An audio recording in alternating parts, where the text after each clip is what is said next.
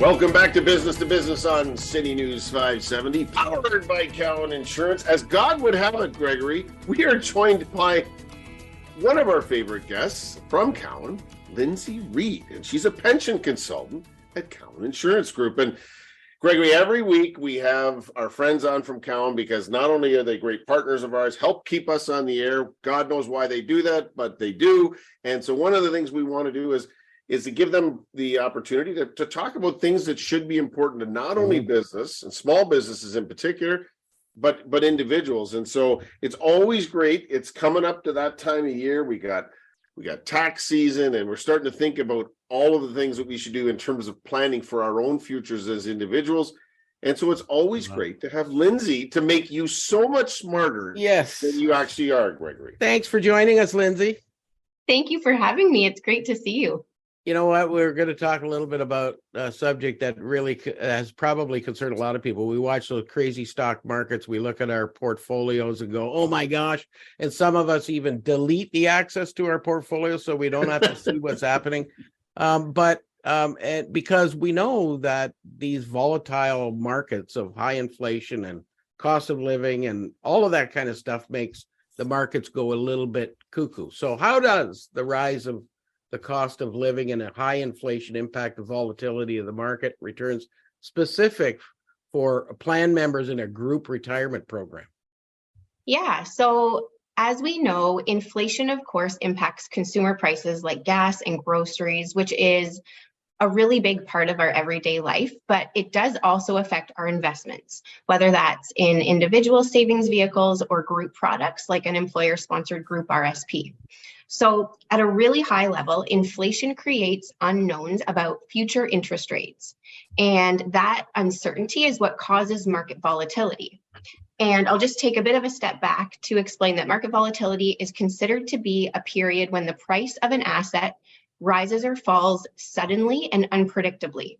So in 2022, we actually saw both equity and bond markets fall significantly, which marked the first time in, I think, decades that stock and bond markets both declined in the same year. So it's this reason that as people start to receive their annual statements for 2022, that they will likely see negative returns. So while reviewing your statements, just keep in mind that these negative returns for 2022 are completely normal and not necessarily a reflection of poor choice of funds, but rather the effects of the market that we're still in. Doesn't make me feel any better. I know.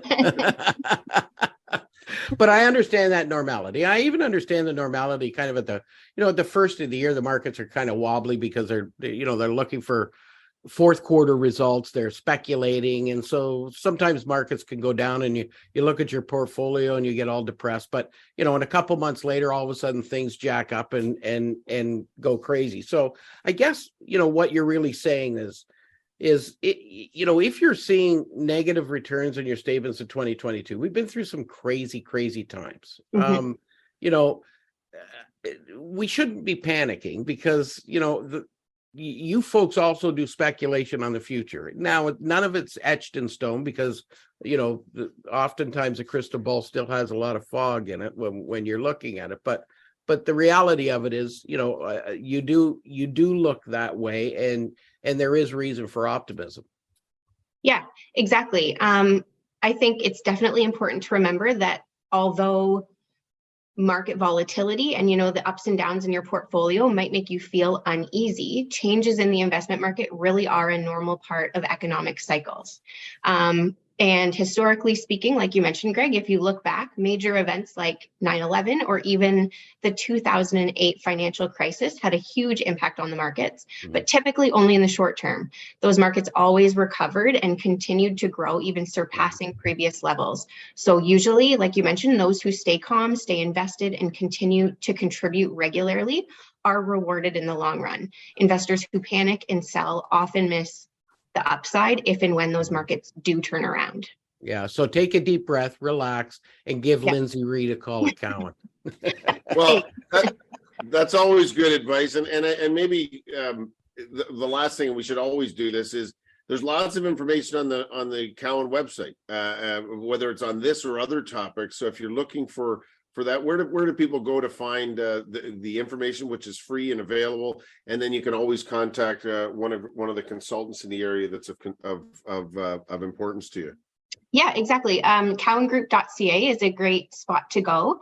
And yeah, just to summarize, I think as long as your portfolio is appropriately based on your risk tolerance level and diversified across asset classes, short-term events should have little, if any, effect on your long-term retirement and savings goals. So yeah, I'm risky when the market's going up. I'm not so risky when the market's coming down, but yeah. oh well. Listen, always a pleasure to have you. Thanks so much for making time in your busy schedule. We've been joined by Lindsay Reid, pension consultant at Cowan Insurance Group.